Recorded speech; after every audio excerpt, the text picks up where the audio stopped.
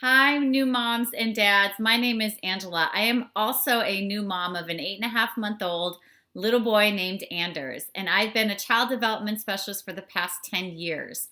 And I believe that interactions matter, especially playful interactions, because those are the interactions that really help your baby's brain grow and develop.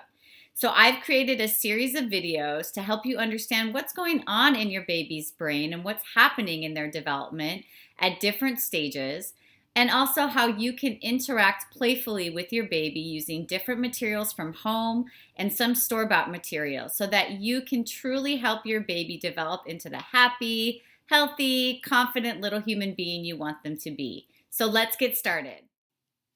First, we're going to start with baby's thinking skills. At about this age, or somewhere between 7 and 9 months, babies are learning cause and effect, or that their actions create reactions on things in the world. In other words, they're learning, I have an impact on the world. And this is such an important skill because when babies learn that their actions cause reactions, they're developing foundational problem-solving skills. Some of our favorite household materials that foster this kind of development is this circular baking pan and balls.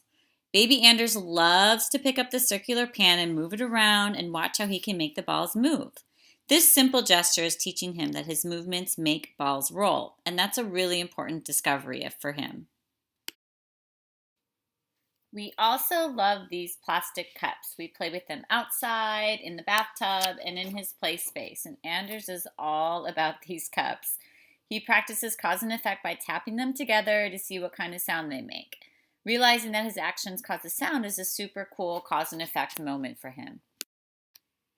The next little cause and effect toy that we love are these musical instruments.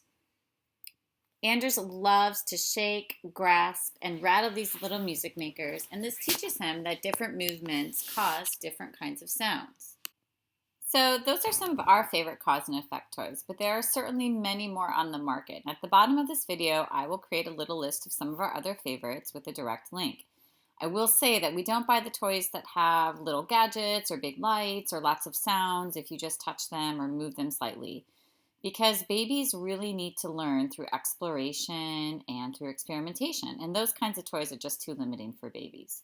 So onto some playful interactions that you can use to really help your baby's brain develop. The first interaction is called sportscasting. So imagine the last time that you and your loved one watched a professional sport online and think of how the announcer described the play-by-play of each athlete on the field.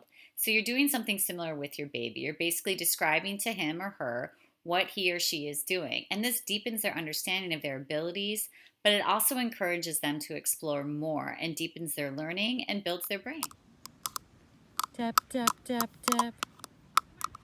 Yeah, you're making sounds with your cups. You're holding the pink cup and you're holding the yellow cup and you're tapping them together and they're making sounds. You're picking up the tray with your right hand and you're making the ball move. Now you're reaching for the ball. It's not moving as much. When you lift the pan higher, the ball moves more.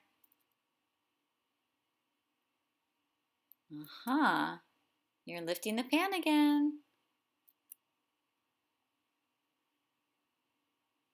Oh, look, you can make the ball move with your hands. Simple strategy has profound effects on your baby's learning and development.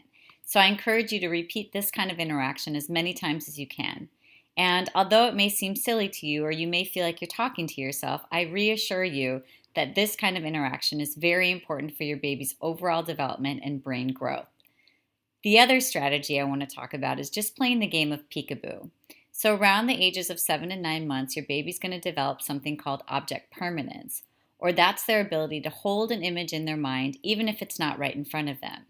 That also means that they can remember and hold an image of you even though you're not in front of them. This can cause a little baby anxiety as they don't really know when you're coming back, or they feel that when you're gone, you might be gone forever.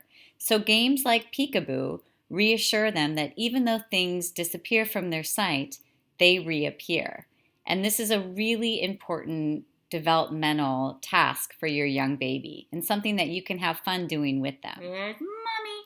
Peekaboo. Peekaboo. Where's Mommy? Peekaboo! Your hands are a great tool for playing peekaboo, but it's also important to think of using other materials such as blankets or scarves. Babies learn through repetition, but they also learn through novelty. So the more you play peekaboo with different materials, the more intrigued and interested your baby will be to learn. And remember, your words count. So try saying phrases like, Mama comes back, or I will always come back.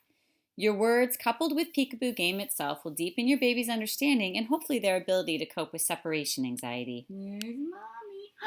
Peekaboo! Mommy's always come back, baby. I always come back. We literally just scratched the surface of all there is to know about a baby's development and effective play strategies.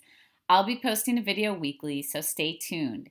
If you like this video, don't forget to click the like button and also the subscribe button. And if you have any requests, feel free to leave them in the comment section and I'll be sure to respond to them all.